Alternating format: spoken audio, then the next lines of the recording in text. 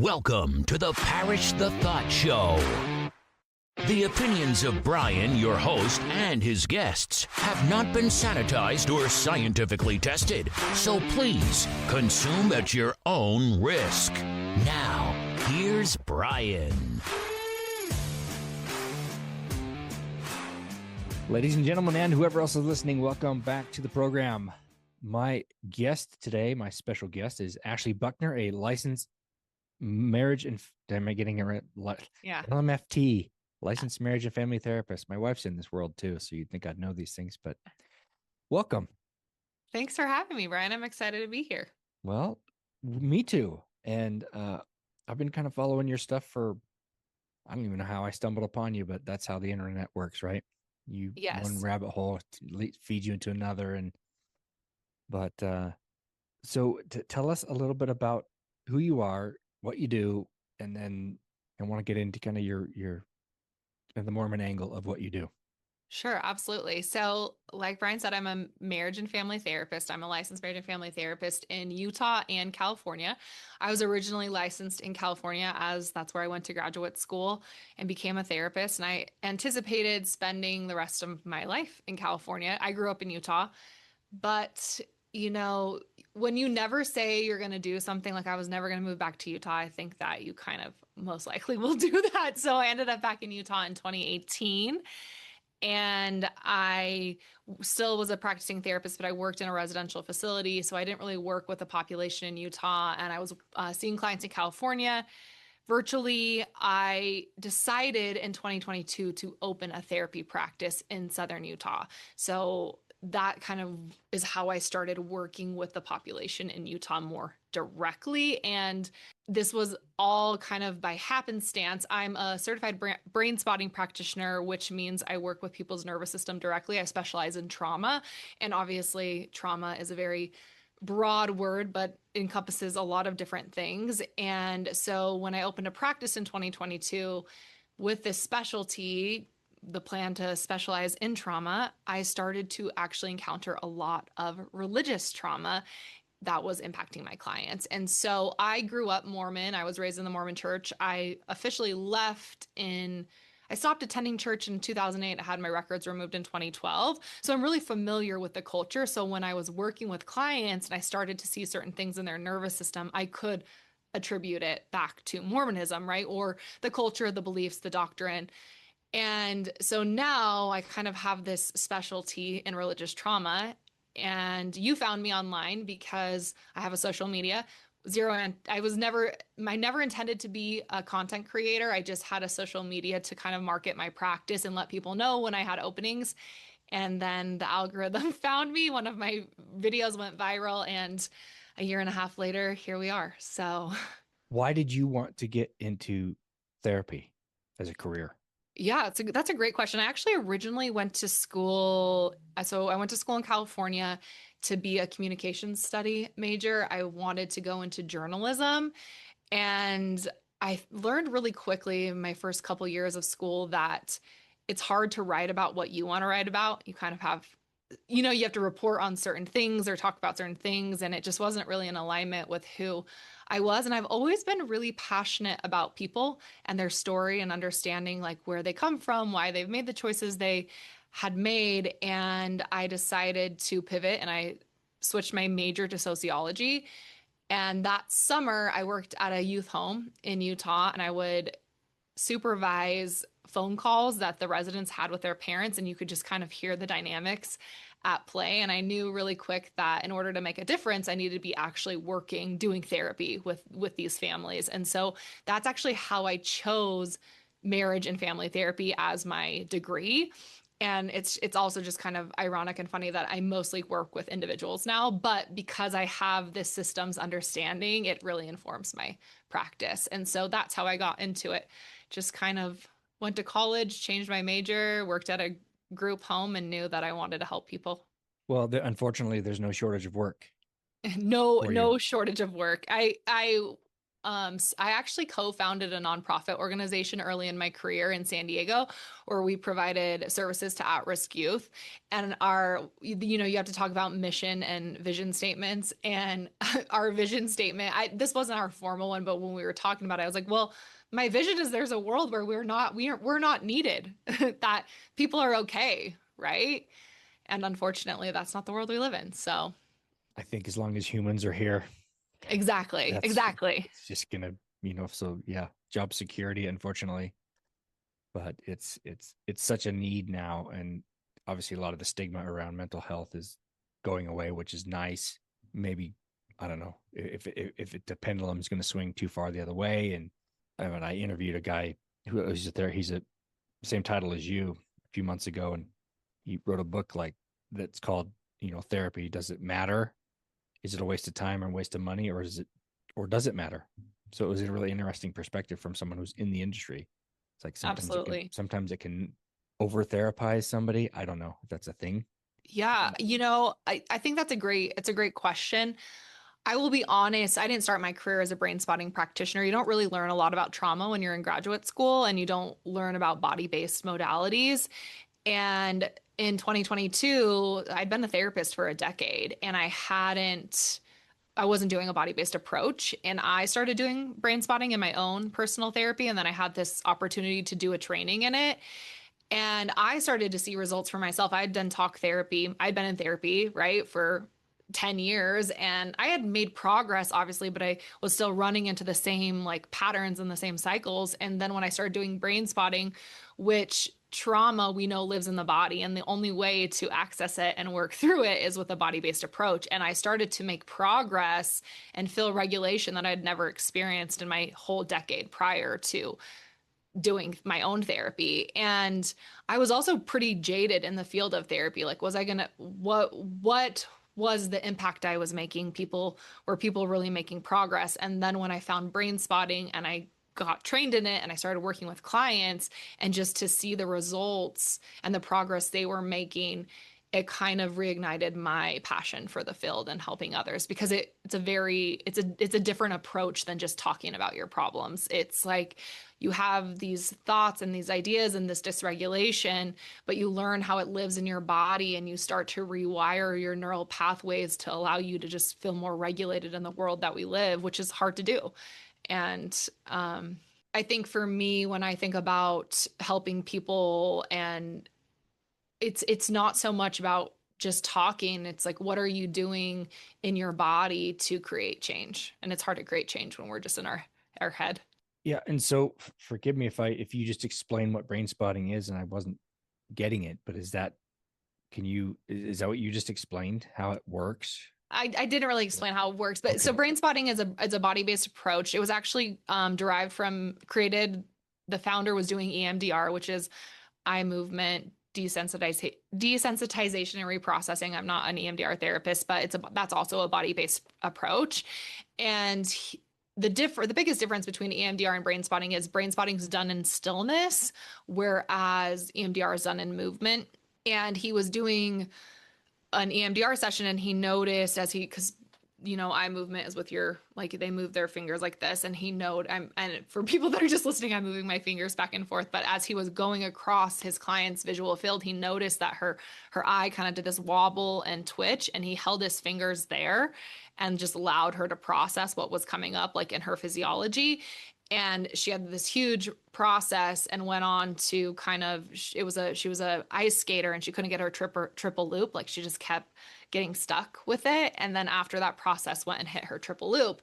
And so the whole idea and kind of how I describe brain spotting is, rather than running, like you're like in the movement phase, you're running from the thing, like you're running from the tiger that's chasing you. And brain spotting is like, you're going to hold a fixed eye position and look that tiger in the eye and kind of work through the trauma and distress that's happened in a situation and that lives in your physiology. That's just like one approach. You can do it very resourced where it's not as activating. But when you sit in stillness like that and you use the eyes, because your eyes are a direct link to the back part of your brain where all your trauma and distress is stored. it's like a direct access to that. Whereas when we're talking, like right now, we're in the frontal part of our brain. Like that's all cognitive. That's not where our trauma and distress is stored in our nervous system. It's in this like back part of our brain, right at the base of our spine, top of our spine. So does this work for any kind of, or does it have to be somebody that has trauma? Anything. So, like I said, the guy who founded it was working with someone on performance anxiety, Oh, okay. sports, right? But and that's also how I kind of got into the field of religious trauma. My clients in Utah were coming to see me for anxiety, depression, relationship issues. So we would do brain spotting around the anxiety they feel maybe in social situations, and I would get them set up in an eye position. And when you go in on a brain spot, it's going to take you to all the physiology that lives in your system associated with the distressing event. And a lot of times the thing we start with is just the presenting symptom. It's how it manifests in your nervous system to be anxious in social situations, right? Like I'm just giving this as an example. And then in processing and going in, all of these traumas or experiences come up that kind of coded in their body as threatening. So for example, like social anxiety related to like being in a sacrament meeting and feeling like the pressure to go up and bear your testimony and like how that codes in your system, right?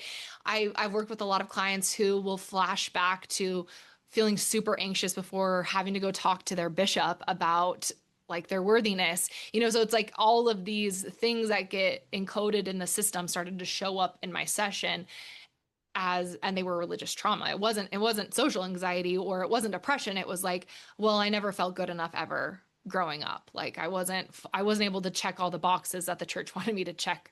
So I really struggle with feeling good enough in the here and now, if that makes sense. It does make sense. And that's what I was going to ask you next, is like explaining religious trauma. Cause my question is the word trauma overused?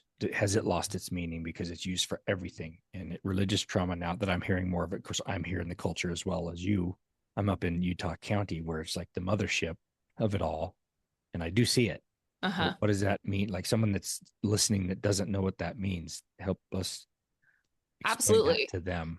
I think in order to understand religious trauma, you just have to understand trauma. And I think often when we hear the word trauma, we think of like PTSD and a war survivor or someone being in a really horrible car accident or being abused, right? And those are all traumatic things. But trauma is anything that's too much, too fast, too overwhelming for our system to process. And that can be any of those events, or it can be repeated experiences that are distressing. And I think when you're talking about religious trauma, you also have to talk about developmental trauma and complex trauma. Complex trauma is like multiple distressing events happening at once. And developmental trauma is anything that occurs 0 to 18 years old. And why it codes as trauma is it's how our caregiver responds to the distressing event. And so you have to think about religion, high control religion, whether that's Mormonism or fundamentalism. I mean, it doesn't really matter. Religion in and of itself is often a caregiver and has very like specific ways for how it responds to events in people's life, right? So if you grow up Mormon and you maybe are taught that if you have sex before marriage, like then you have committed a sin and you need to repent, that can be really distressing. And so you're a child that's going through that and you tell your parent, hey, I did this. And they're like, they shame you. And then you have to go talk to your bishop. That encodes as trauma. But if you didn't grow up in that, if you had that same situation happen and you went to a parent and you said, hey, I did this with, the opposite sex, and they were there and they listened to you and they supported you and didn't shame you and make you feel like you had done this sin, it might not encode as trauma. Does that make sense? Yes. Yeah. It's almost like when a little kid says a swear word and you don't acknowledge it. Yeah. Or just pretend it's normal, then doesn't do it. They're just like, then just move on. Right. Yes. Yeah.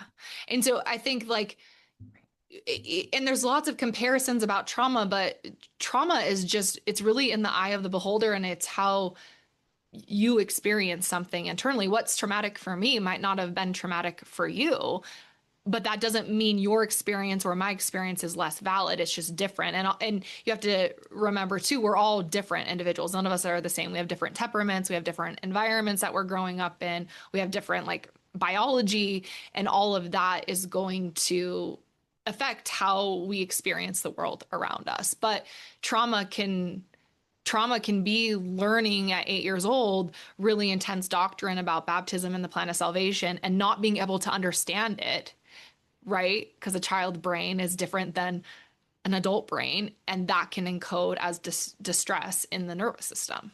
Yes, thank you. That's very helpful because, like I say, it's sometimes words get thrown around and they lose their meaning because they're used so much.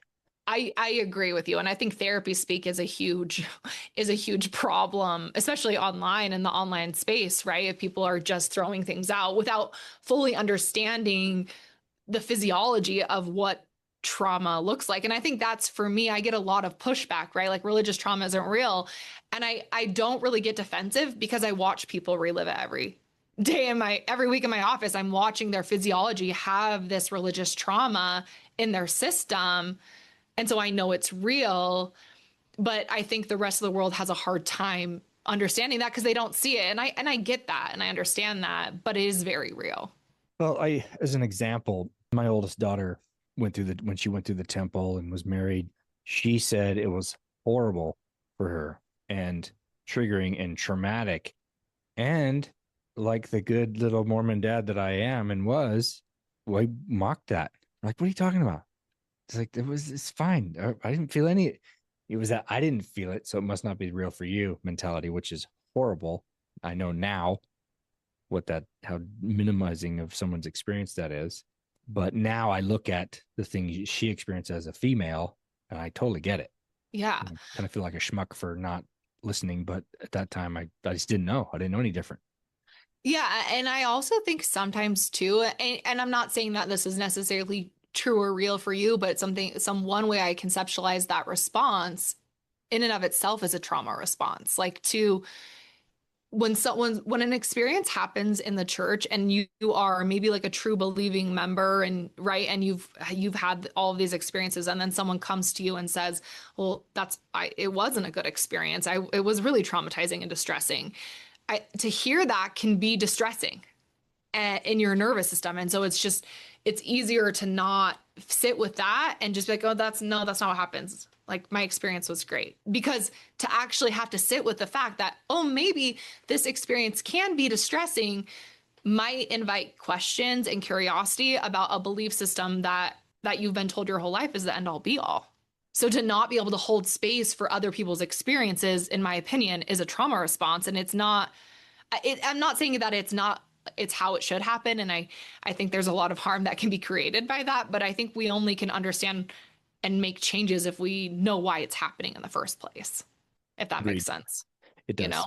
Tell me what kind of things are you seeing in your clientele, particularly that are of the LDS faith? Or I assume there's a pattern. And is it more women than men? I primarily work with women. I have a few male clients, but most of my clientele are women. And that's like just that wasn't intentional. That just is what happened. That's what has happened. Do you think it's because I've asked another therapist this, or a couple other therapists, I'm like, well, it seems that this is more heavily weighted towards women patients and actually therapists, and ex-therapists or current therapists seem to be more female than men. And I don't know if that's, I don't know the answer to that. Yeah. I don't know if I necessarily know the answer to that either. I think women just in general, like even outside of religion, women are more likely to seek therapy, like go get support for their mental health than men. Like that's just more common. And I also think though, like in terms of the church, women suffer, like I think men and women suffer to the same degree, but it's more blatant. Women's suffering is more blatant than men. Like men experience more benefits being in the religion than women do, even though I think their mental health is impacted. Not in the same way, but it's just as impacted. It's more discreet with men than it is with women, I think. Tell me more about that. I mean, like because men hold the power, the patriarchy, the priesthood, right? They are seen as above women in a lot of ways in the church. And however, I still think that men suffer immensely from purity culture. And even in partnerships with their their spouses. And I think they experience a significant amount of pressure to be this breadwinner, like the priesthood holder in their home. Like, I think it's just more underneath the surface, and it's not also socially acceptable for men to struggle in the same way it is for women to struggle. Yeah, it's weakness. Yeah.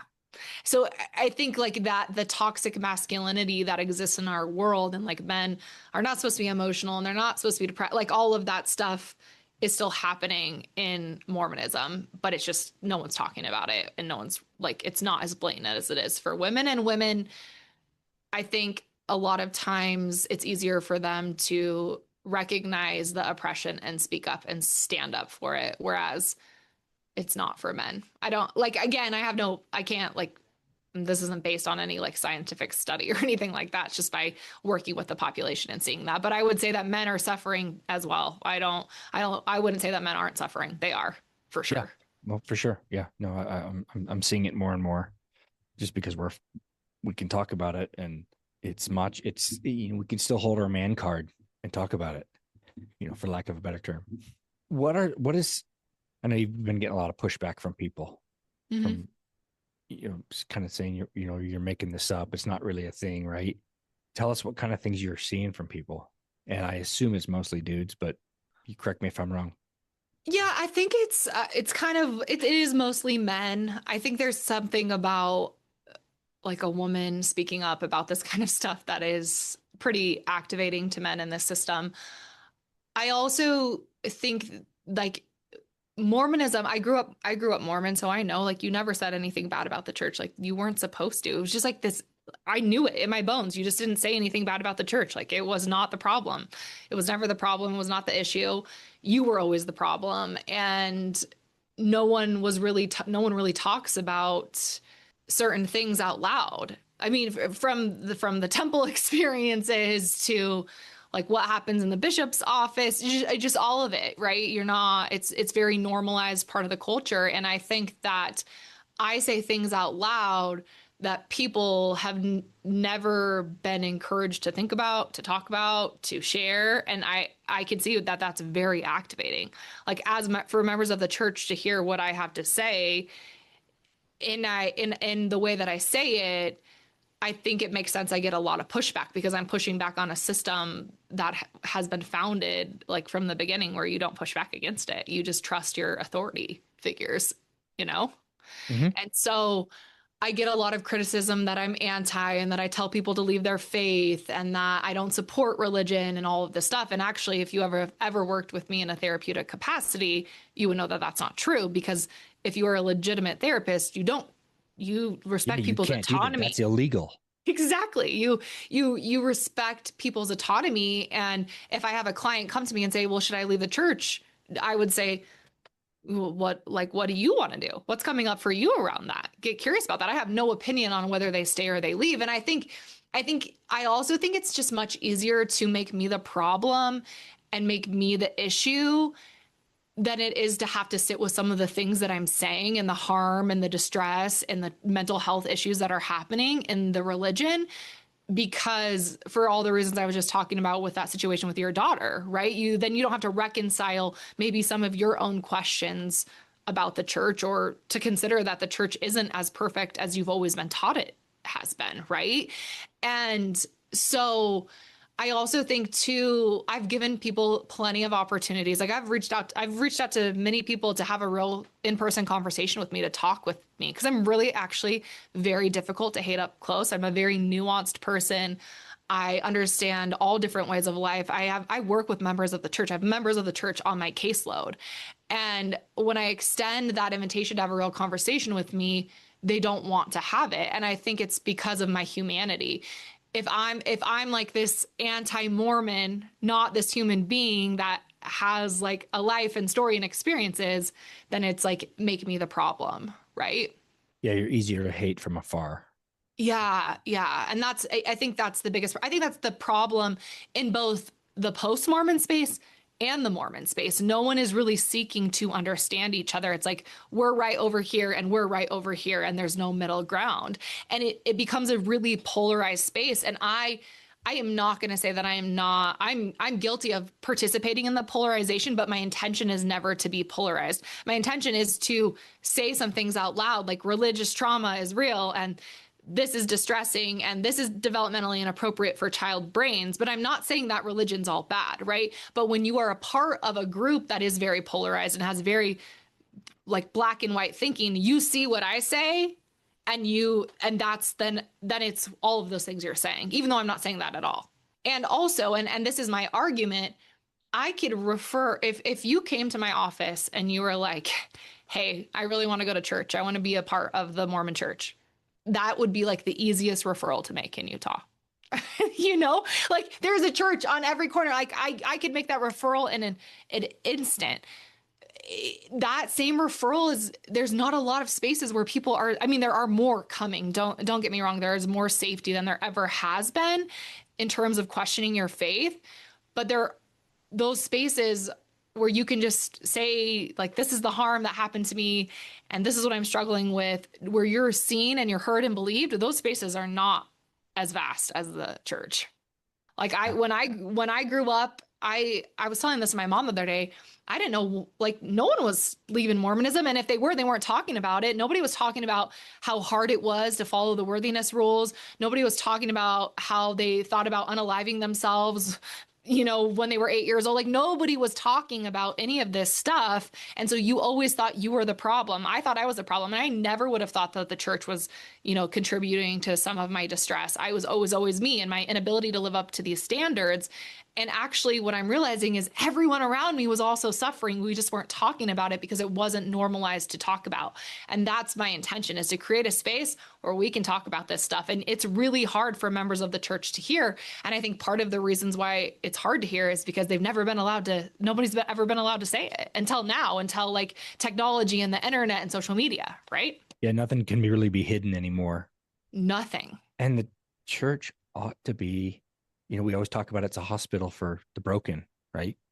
To me, this is where we should be able to have these conversations and get awkward and be okay with it and like say, sit with it. But Yes. I think I don't know. I've been in for 30 years. I never was raised with anything else. I had my little Sacred Grove moment 30 years ago, and it's all made sense up until a few years ago when I didn't really pay attention. I just did the things and lived it. And now there's a lot of things I see that just don't make sense anymore. And I'm afraid to talk about it openly with, I have some friends in the area that, you know, we have our little, you know, underground club where we can talk about it freely because I don't feel like we can. Because I know the responses I'm going to get because I used to do that to people when I was that guy that mocked what they were saying or dismissed it like I did with my daughter. And maybe it's a fear of, I don't want to know something because I don't want to feel like I was duped. Nobody wants to feel like they were duped or sold a bill of goods. They want to know that what they chose was real and authentic.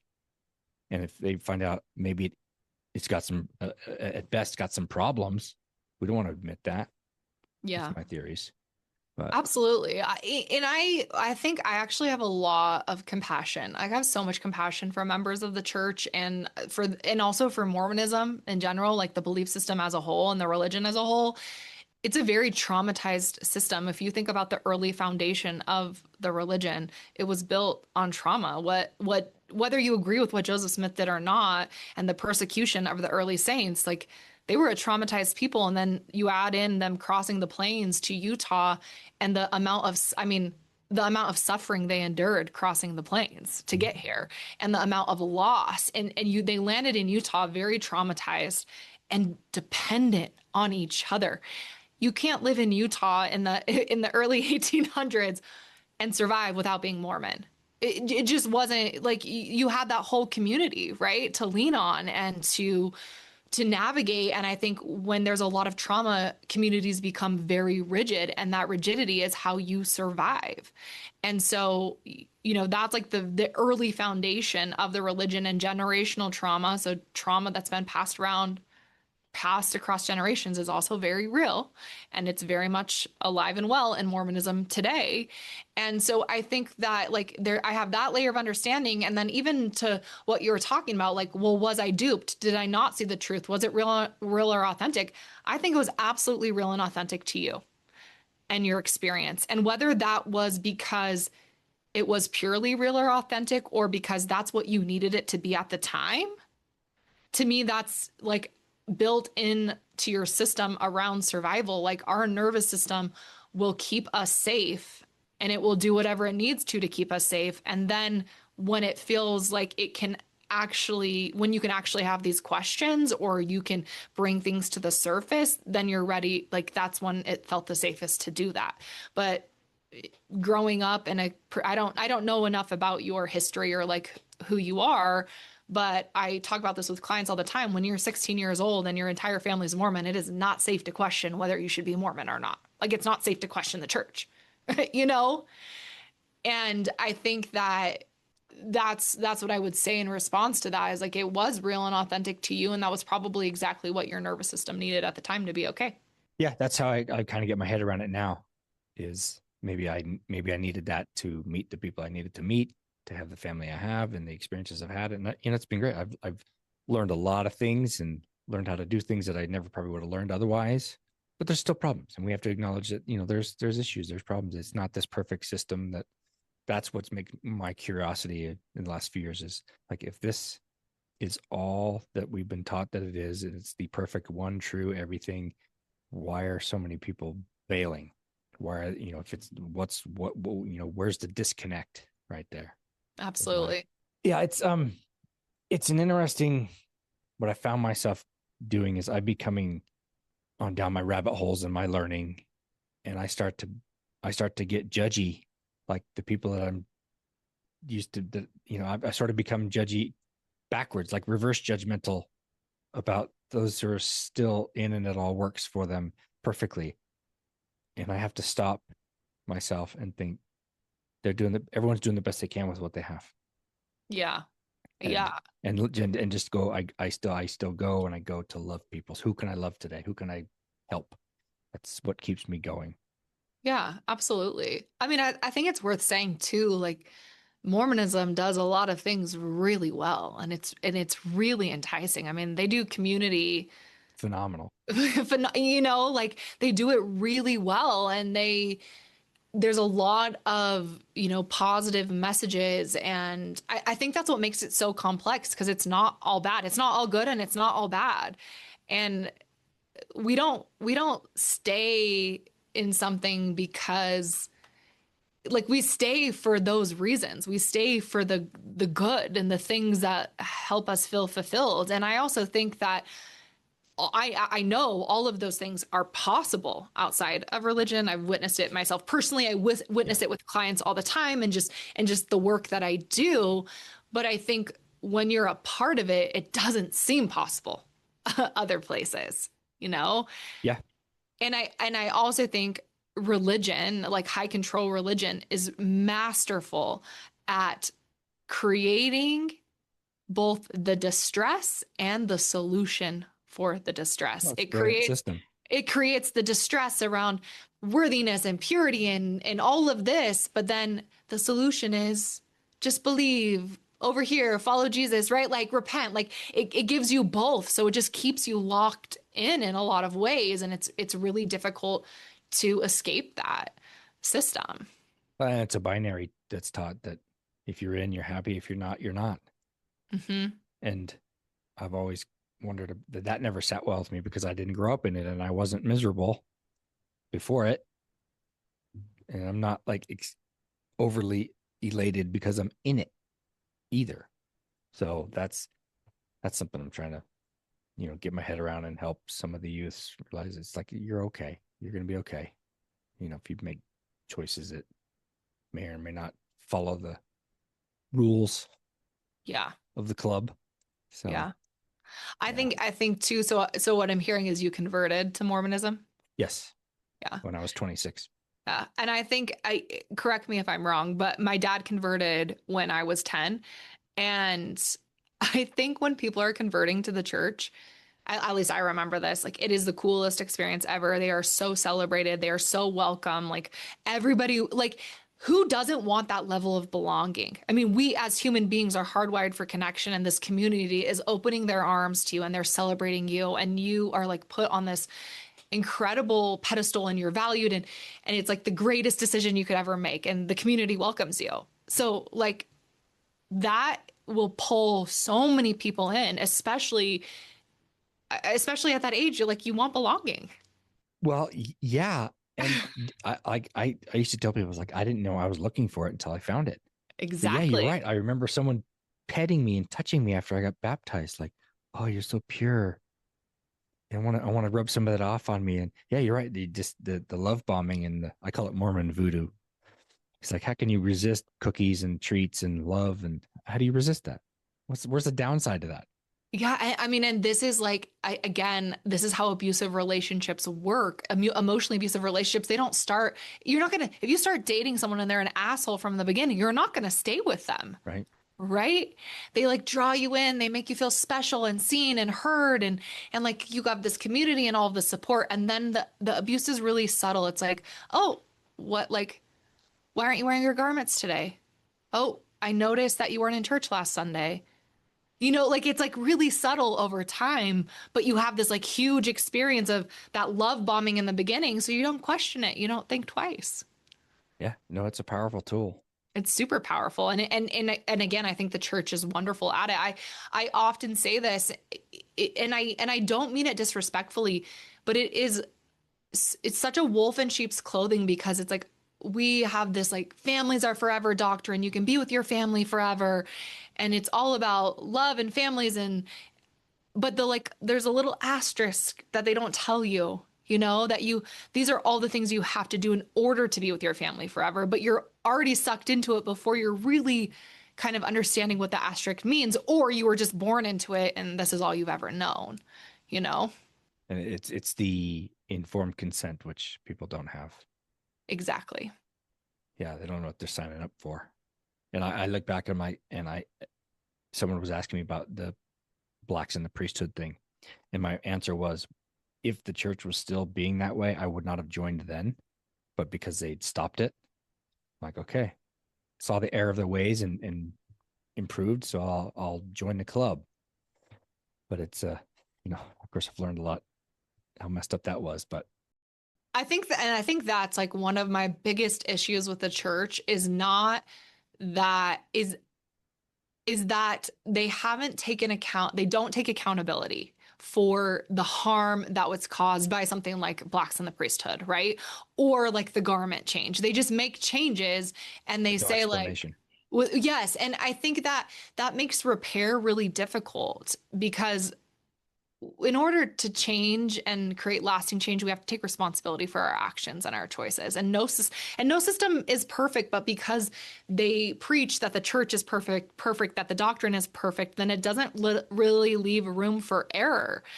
And so I think it keeps this like toxic cycle going, and it doesn't really model like what healthy change and healthy repair and healthy ownership looks like. Because I can really like, I have so much respect for anyone, system, person that says like, hey, we recognize that we shouldn't have been controlling what people wear for so long, and we recognize the damage that has done. Or okay, so they want to like the garments, we recognize that shaming people for showing their shoulders was not okay, and that created a lot of harm, and we're really sorry for that. And that's And why this we're is how we're creating going to this move change. forward. And this is how, right? Like I have so much respect for that, because to me, that is that, like I say this with clients all the time, like part of your healing is taking responsibility for how your stuff is showing up in the here and now. And so how do we create like a cycle, a system of healing? We have to take ownership and responsibility for our choices and actions. And that unfortunately, I've yet to see that happen in the church, and in so many different ways. And it seems such a simple solution, doesn't it? Yep. But I know they've said in the past, some of the leaders have said, we don't seek apologies, we don't ask for them, we don't give them. And I'm thinking to myself, if you did, I think people would be like, okay, thank you. I Yep. appreciate that. let's move forward better. But they don't. And it just, like you said, they make these big changes with no explanation of how it harms. And, I'm a white man, so everything in the system works for me. But now I Exactly. see how women are hurt and the patriarchy, how it hurts, mostly women, but men too. And I see that now. And it's everywhere. And you cannot unsee it. And I know that was a year or so ago, one of the Relief Society general presidencies made a comment about, and I'm sure you're aware of this, about there's no other church in the world that gives as much power to women. And it just blew up in terms of comments, like 17, 18,000 comments on that. Yeah. And perfect opportunity for them to, and maybe they did more repair or backpedaling or explanations or apologies than I'm aware of. I don't know, but I know that went crazy viral and people were like, wrong. That is not the case. But if they would just say, we messed up, but then the whole it's perfect and true, then you can't. How can you say that? Or how can you back that up with, oh, we messed up? Yeah, it's a good indication to me too that the system is like founded on shame, and there's so much shame because shame is it's a very difficult emotion to hold space for. And in order to take accountability, right, you have to be able to acknowledge when you've done something wrong. And if when you have a lot of shame, you'll avoid taking accountability to have to take that ownership. And I think that's like a huge part of the church. And we see that in a lot of different ways. But I mean, there's so much shame in this system. That's how it has survived and thrived for the generations that it's a shame-based system that keeps people in line. And it doesn't in very subtle ways, but the inability to take ownership and recognize the harm they've caused to me is again an indication of their own trauma wounds and their own distress and their own shame. Yeah, because it's all they've known. The leaders that they've born into Exactly. it. It's all they've known. And so are they maliciously trying to trap people? I don't know. It's probably I, that's a heavy yeah. accusation. Yeah, I don't think so. I think it's just a system. It's a very traumatized system that was built on the foundation of that. There's a lot of shame. There hasn't been healing. Healing happens through ownership, accountability, taking responsibility, and repair. And that has not happened since the foundation of the religion. But if I'm causing harm and trauma and I don't see it, then it's not my problem. Exactly. And It's it just, it's you. It's you, yeah, woman. yeah, Right? yeah. And the cycle just like continues, it persists Yeah. because nothing changes if nothing changes, right? And I think also too, like to the point of like the Relief Society, the president or like whoever she was, right, that came out with that. I remember when that quote dropped. I think about this often, and I've talked about it a little bit, but how do women survive an oppressive system? They join the side of the oppressor. Like I have heard so many stories of women perpetuating the harm and the oppression that happens like in Mormonism, sometimes more than the men. But to me, that is their trauma response. That is their survival. If I am on the side of the oppressor, if I'm reinforcing these harmful doctrines, like I'm okay, right? And it's really evident in Mormonism. I think there's a lot of women that have become that out of survival. And obviously they would tell me otherwise and like it's their choice, but I get really curious if it can be a genuine choice when there's eternal consequences for not getting on board, you know? Yeah. Well, yeah. It is their choice, but yeah, you're right. The agency rules. Changes are being made. I think it's slow. It's like riding the Titanic. It's a massive ship. It's going to take a long time. Do you see positive changes being made or just consistent denial? Oh, I mean, I obviously believe that like I wouldn't be a therapist if I didn't believe all people could change and heal and grow and evolve, right? I believe that so wholeheartedly. I also know that change is really hard and you have to choose it. Like you have to choose that you want to heal and make different choices. I always say with a lot of my clients, you're not responsible for what happened to you and maybe what was done to you, but you're responsible for how it shows up in the here and now. Like that is your responsibility.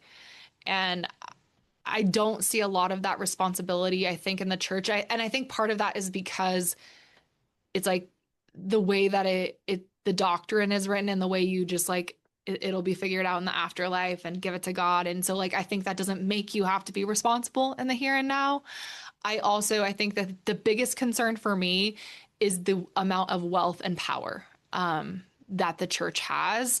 And I don't think that really any of us know the amount of wealth. I think we can all speculate and there could be things in the news, but we're talking about a system that has that's receiving, I mean, just more money than I think any of us can imagine. And with that type of wealth, you can get away with murder. Like you don't have to take ownership and make changes and do things differently because you have enough money to do whatever you want, essentially.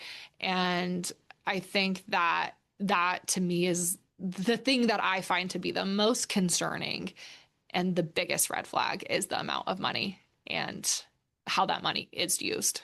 Yeah, because you can't. We're still humans. We're still humans running it, and they're going to be affected by that for sure. Yeah, and that's my biggest pushback. We're talking about. I mean, again, I don't even know how much money they have, but like I think about some of my real concerns as a mental health professional. Right? It's the leaders that like we have people working with the congregation that have no training, no experience working with the human condition. They have no supervision, no oversight, no guidance. That could be I know the church has the amount of money to fund that and to make that happen. Yeah. And that's a huge problem. And that's a pattern I'm seeing with a lot of the therapists that I'm talking to. Yeah. Like I there's no doubt in my mind you could pay and train and supervise and educate and get people who want to hold these positions that are not just holding these positions to abuse power, right? Like, and just have better checks and balances. And that's not going to prevent everything. Like that's not going to stop all the harm, but it would be such a huge place to start because so much harm happens in bishop offices. Like there's just so much from abuse not getting reported to abuse of power to, I mean, you name it, right? Like it's the birthplace of a lot of issues. And I just haven't seen any changes in that regard, despite huge amounts of evidence that's come forward to say that there's some serious problems there. Yeah. And you would think if good changes are being made that they would announce that as well. Yep. Hey, we made this cool change. But like you say, it's the secrecy around it. You even, when you're called in for a bishop meeting or something, they don't tell you what it's about. That's driven me crazy for years. I'm like, just tell me what it's about so I can be prepared. Whatever this is, if it's good, bad, or indifferent, let me be prepared for it. But we don't know. We can't tell you. I'm like, well, then I'm not coming. Well, as we're wrapping up here, what haven't I asked you or about this whole conversation and what you do and what you're seeing? And if you could say final words to somebody or, maybe somebody who's struggling with a lot of these just real emotions that doesn't really know how to recognize it for what it is, maybe. I mean, I think the thing that I say the most, and I would say this like people on both sides or somewhere in the middle, is to just be really curious and open and allow all options to be on the table. Like it's okay to not know whether you believe it or if you do believe it, like to just be curious that there isn't one single right way to believe, to live your life, to go to church. Like it can be nuanced and complex and different for every person. And I think curiosity is one of the greatest tools we have as human beings. And I think a lot of times like high control religion will stifle that because if you're curious and that might lead you astray or that might be the devil, right? But like curiosity is also how we start to understand human beings. So even if someone comes to you and says like, I went through the temple and I felt distraught, to be curious about that versus to jump to like, well, my experience was different. Right. And it's like same thing as like when a member of the church tells me like they love their faith and they are like so passionate about what they believe. I just say, I believe you. I think that's wonderful for you. Tell me more about that. Right. Like that curiosity piece is so important. And then, I think the other piece to that is when you are really activated. So when you're having an intense reaction to something someone is saying or doing, can you be curious about where that's coming from? Because if you are so convinced that this church is true and that they're not causing harm and like, right, you're convinced in your beliefs, then it shouldn't matter what someone else says. And if Yes, thank you for saying that. and if it does, and you're dysregulated, I would invite you, if you were my client, I'd say, let's go all the way into that and be really curious about where is that coming from, right? Like, what is that about? I'll go back to what I said. Like, I don't get super activated when people tell me religious trauma isn't real because I know it's real. Like, I know that there are times where where I will maybe have like a question or an activation. And when I sit with that, what does it come back to? It comes back to me like, well, is it real? Like, I mean, I was told my whole life that this is not supposed to be real. But that's my own shit, right? Like, that's not about this other person. That's not, if I'm feeling like I need to convince someone else to believe me, then they're hitting my own wound that I need to sit with and go into. And that's what I would say to everyone, right? Like, if you're super upset by what someone is saying, let's be really curious about where that's coming from first within yourself instead of making it about someone else. Examine the trigger. Yeah. Yeah. Well, because and I've said this for years. I'm like, if it's all that we've been taught that it is, and it's perfect and amazing and the only real thing out there, shouldn't it be able to stand up to anything?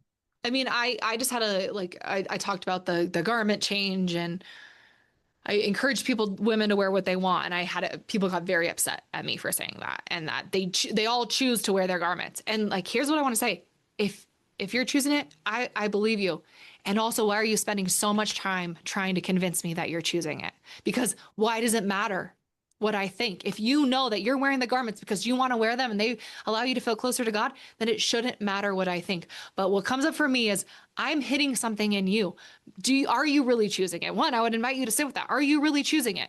If you didn't have consequences, eternal consequences for not wearing these, if you wouldn't be judged, would you still choose it? Maybe you still would. I don't know. But I'm not the problem here, you know? And can you sit with whatever I'm stirring up in you? And it's not easy to do. It's hard to sit with that kind of stuff. And I get it. Well, it shakes you to your core. This can't be, you know? Yeah. Yeah. Yeah. It's interesting watching that. And I'm just watching observing my own journey Mm-hmm. and the things and being curious. That is so freeing if we would do that in any level, politics, religion, just talk to someone, try to understand their world without feeling like you have to sell them on your idea or change them. Just learn. Yeah. What's the downside? It's just information. Yeah. I would say this too, to like someone, like a former member of the church that's so upset that their parents believe or something. And I would invite them to get curious about why they're so upset. Like, where is that coming from? Are you so upset because if your parents can't understand where you're coming from, that are you also questioning your choice and decision? Right? Like, I would invite them inward, and like, because we can't make other people get it. Like, we can't push our beliefs on other people, and we don't want them to push their beliefs on us. So it's really so much doing our own inner work and being comfortable with where we're at and trusting that we've made the best choice for ourselves. And if you trust that, it's okay if mom and dad don't get it. And if you're super dysregulated that mom and dad don't get it, to me, that's just a sign you have more of your own inner work to do. Amen. Thank you. Yeah. Yeah. And I also just want to say too, like, I think that open, curious conversations are how we create like lasting change. And I think that if that could be more of a dialogue in both the post-Mormon and Mormon space, a lot could happen there. And I think the problem with that is just like that polarization I was talking about too. But I think if the church with their platform could encourage members of the church to talk to people and not that have left and not say that they've been led astray or led by the like Satan, right? What could that create too? Or try to save them or fix them, because Jesus didn't say save your neighbor. He said love your neighbor. Yeah. Yeah. Like, just like talk with people. Yeah. Like, have a conversation. Seems easy, but it's definitely not. Super hard. Super hard. I say my transformation from more my hardline beliefs years ago took a long time. Yeah. Took a long time for me to just wonder, how do people find you? They want to learn more about you and your stuff and what you're doing and the magic you're creating in the world. Yeah, I would say my social media is probably the best place to find me. It's just Ashley B_therapy. It has a link to my website on there. That's where I advertise most of anything and everything that I'm doing. That's the best way. And then on my website, there's a a contact form they could reach out to me to as well. I'm not accepting any new clients at this time. My caseload is full. However, I do have a resource list. So I've kind of collected over the last year and a half since my social media went big, a resource list of all, like a lot of religious trauma therapists, former Mormon therapists, people that are just really informed about religion and mental health that I send out to everyone. So you can always just contact me on my website and I'll send that to you if you're looking for services. Thank you so much, Ashley. I appreciate you sharing your story and what you're doing. It's sorely needed for sure. Well, thank you. Thank you for having me, Brian. And it was a great chatting with you. Thank you again for listening to The Parish the Thought Show. We know you have many podcast options and appreciate that you have chosen us. If you love what you hear, please give us a rating on whatever platform you find us. And don't forget to share, like, and subscribe. If you hate what you hear, only tell us.